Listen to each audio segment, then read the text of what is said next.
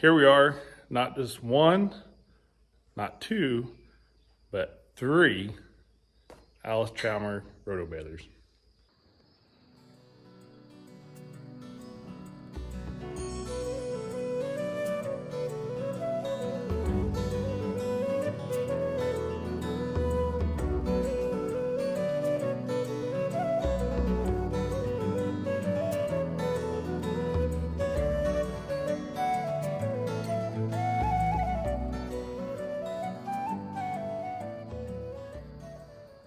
So I'm going to show you guys, we're going to go through these one by one, kind of show you a few differences, and I've also got a surprise at the very end. So stay tuned. So this first one here, this is a 1959 Roto Baler. That was the year it was produced.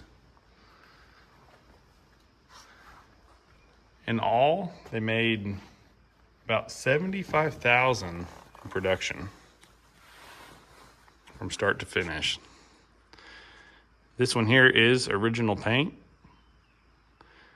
Never has been painted, no new stickers. You can see where the decals used to be. I've got an example of that decal that I'll show you. Still has the safety guards. As I go through, I'll kind of show you a few differences. The older ones did not have a safety guard around here. The newer ones also had covers, I believe on both sides.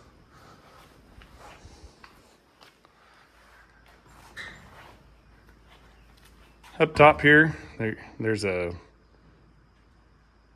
pulley missing, or a roller, flapper, whatever you want to call it. We don't see the need. We don't use them here. I'll double check. I don't think this one's been converted.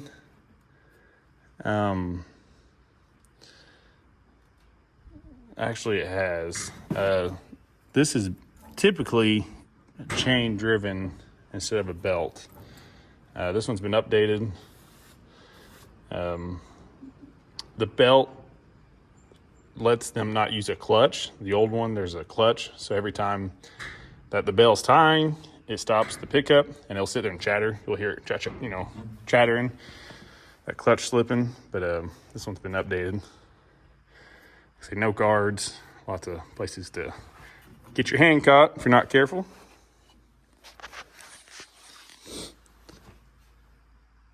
This one here, I bought from my aunt after my uncle passed away. I'm not sure where he got it from.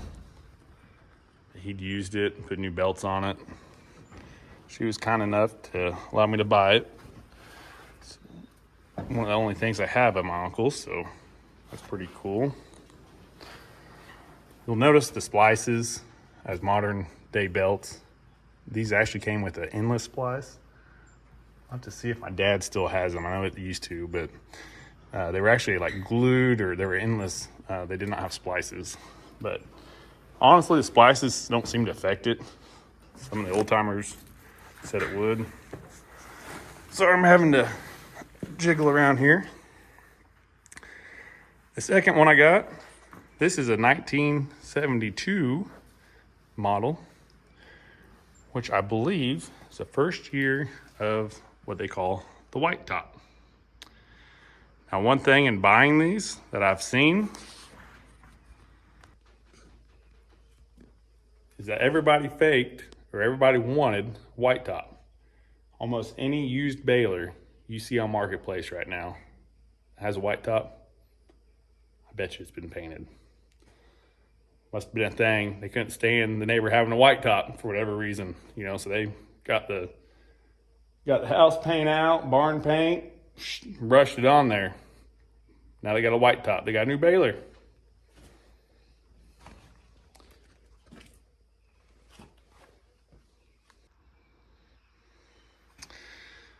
This one here I acquired from my brother. I'll have to ask him about the story on it. I'm not quite sure where he got it from.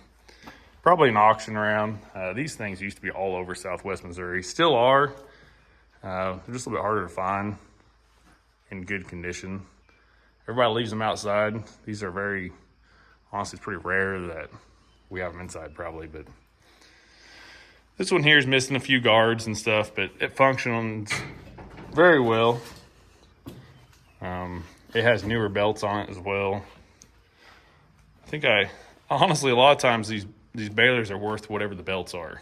My brother had new belts on it. I think he had about $900, maybe $1,000 in the belts. So that's what I gave it for him. You'll see guys asking more for them, but honestly, they're just not worth it. Yeah, so this is Dad's. His is more complete.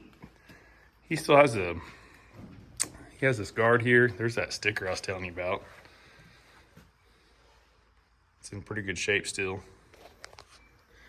His has the guard around it here.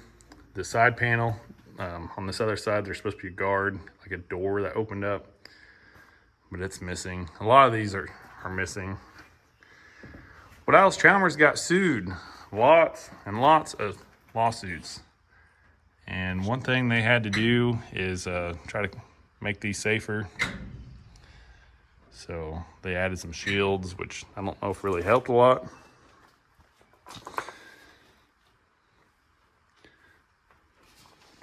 We put the string. You can still get string from these, for these. Not very easily. It can be done as long as you don't mind buying the whole pallet. Typically, they don't want to order it because it's going to sit on the shelf and rot. So you have to buy the whole pallet typically. With the Amish moving around here, maybe we'll be able to get a hold of it a little bit easier. I'm not sure. I have to call and inquire about it. So this is what we got. These are the three that we have complete.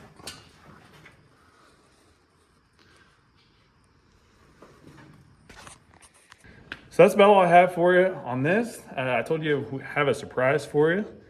That surprise, they made, I believe, it's about 500 what they call continuous balers. I don't have very good examples of those, but I do have 2 of those. So we'll go take a look at those right now, kind of go over the differences and a little more history. Speaking of history, walking out towards them, have this.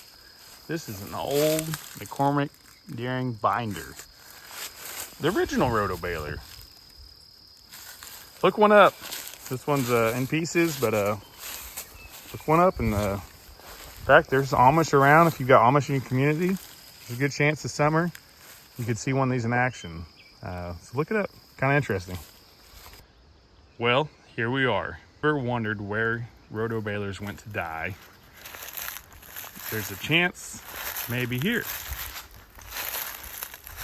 And to the naked eye, these are just 2 regular Roto Balers. But if you look at them closely and you look at the serial numbers,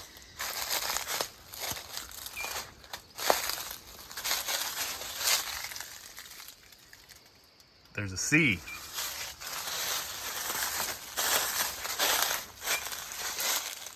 These C's were what is known as the number 10s or continuous. I'm assuming is what this C is for. They had special gearbox on them. These were called the fast ties, electric tie, quick tie. There's several nicknames for them.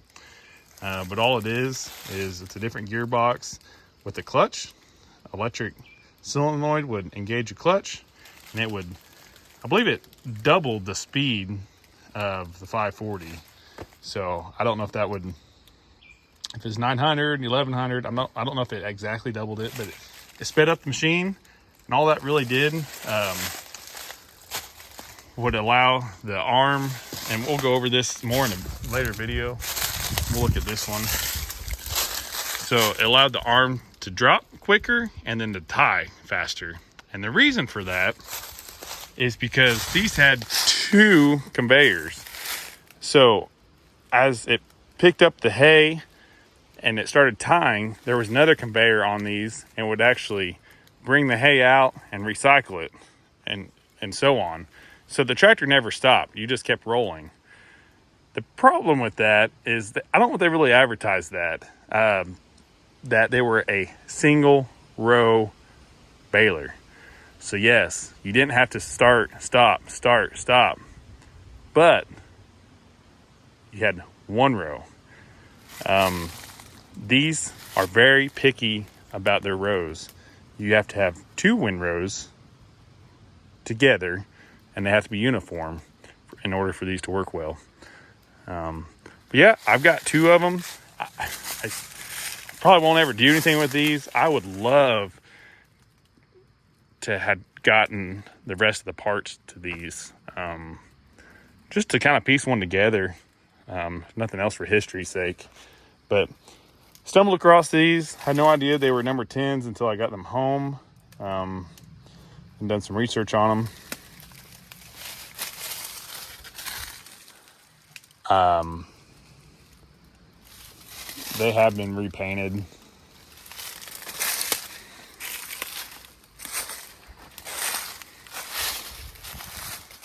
And again, I'm not kidding. I would tell you how many I have, but my wife may kill me if she finds out. Original belts, or at least the original style. These are the endless. As you can see, there's no splices.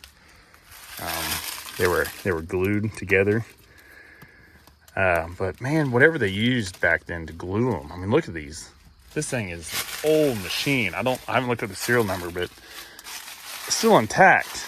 We put a few years ago, at least, you could still buy these, and we put them on my dad's, and they just didn't last. Here's the gearbox. That's what a regular gearbox looks like.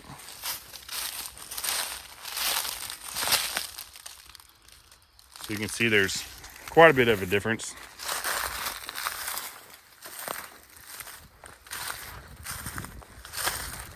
And don't judge. But when there's one, or there's two, there's more. There's parts galore. A lot of these tops taken off. Guys used them as tractor canopies. Here's the clutch system. This is how you can tell it's not a true white top. This has a clutch system. Like I say, you can hear it chatter. It didn't work as good. Just didn't. The newer design was definitely a easier, quicker design, which being belt driven helped that a lot. Show you. See, that's a belt driven. So I hope you guys enjoyed that. This is a first video of many of these Roto-Balers. I think it's something that it's a piece of history that I have access to. I think I would like to share that with you all, kind of take you through the process. I'm not an expert on these. I'm not a Allis Chalmers guru. To be honest, I don't think I've ever driven an Allis Chalmers. I have thought about purchasing an Allis Chalmers with a hand clutch to operate one of these, but never have. Might be interested.